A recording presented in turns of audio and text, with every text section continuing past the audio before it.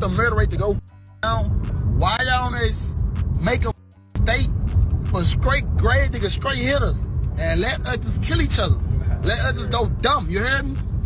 And if the other ones kill outside of the state lines, the government get to kill them or kill y'all.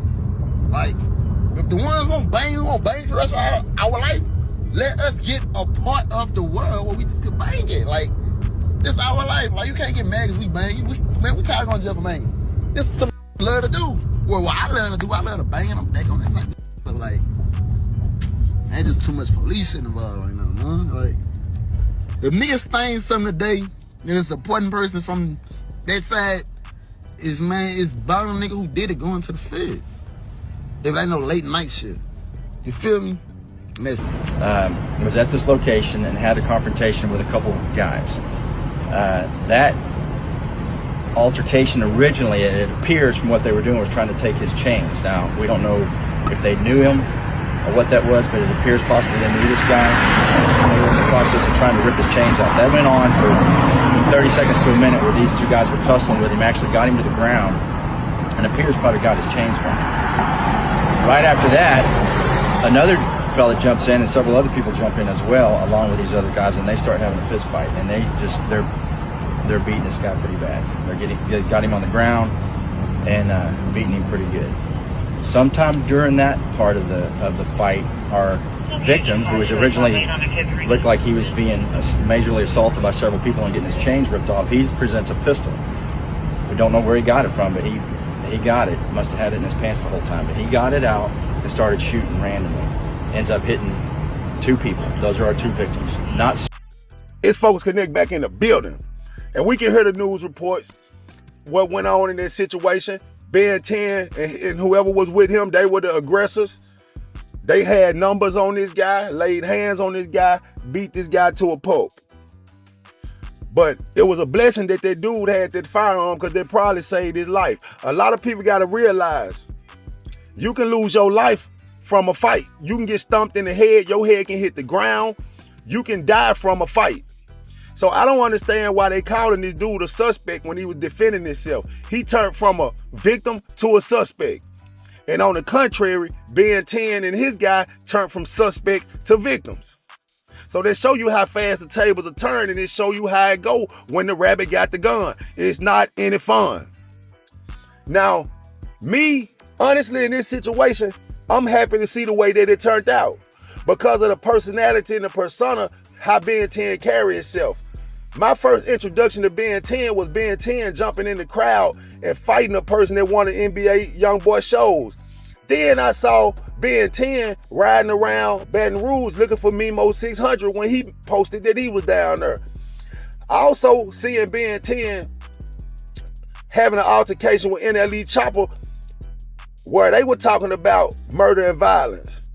And we can't forget that situation that Ben 10 had posted on the internet speaking about Donald Trump need to put all the hitters in one city and just let them kill each other. And if anybody get outside of this city and hurt any innocent people, that then the government should come against them.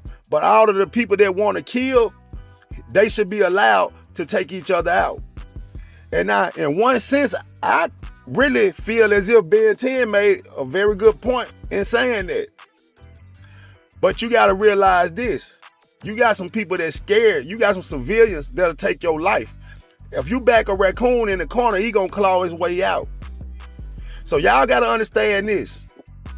When everybody keep looking at the street angle of all these different situations, you have to understand that sometime it ain't gonna work in your favor. When y'all look at that situation, and this what this remind me of, King Von went out there to fight Quando Rondo, beat the shit out of Quando Rondo. But at the end of that situation, King Von lost his life. So now the light ain't even glorified on the fact about King Von bravado because he beat Quando Rondo up or he won that fight. The whole situation is geared toward Quando Rondo and them winning in the situation because they took the life of King Von. Now we seeing Ben 10 and them, they go down here to Houston. And Juvie said a long time ago, when you far away from home, you's an alien. that means anything can happen to you, and you gotta realize there's different politics going on in these different cities. So just because you think you come from the gutter and then you get to a city where you see people a little more friendly, you see smiling faces, you think it won't happen to you. And on the contrary, you will learn that it's gangsters everywhere, it's killers everywhere, it's trenches everywhere.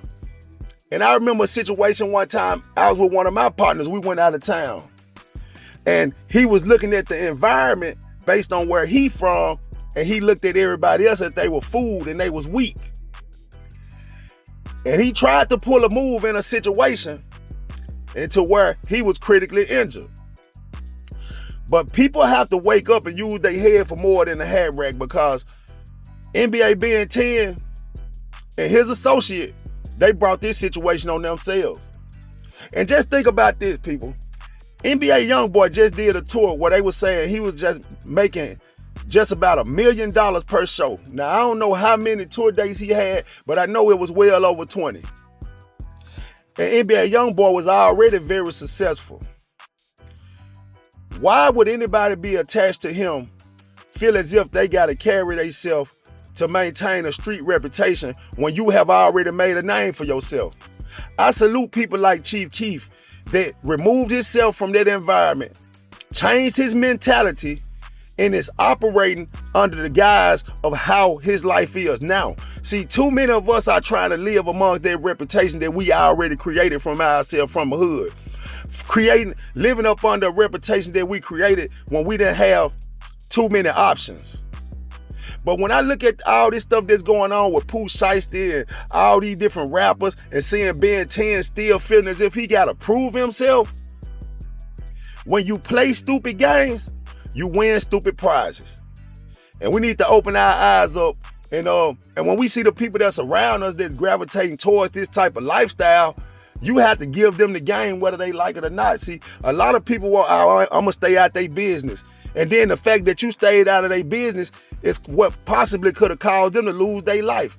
Because even if they make you feel as if they not listening to what you saying, you and I already planted a seed. So certain things may happen around that person to where God open their eyes up and say, oh, and they pay attention. And what you said come back to their remembrance. But it's too many of us looking the other way. I'm looking at the way these parents are, these mothers and these fathers are perpetuating this type of behavior. When I heard Pooh Shiesty Mama on the beginning of that FDO song and I heard her message, it just let me know that the children now, they lacking guidance. The generation that came behind me, they lack a lot of guidance, because the generation I come from got a lot of people that are not willing to grow up mentally. And we have to pay attention to the solutions more than we paying attention to the problems. I'm out.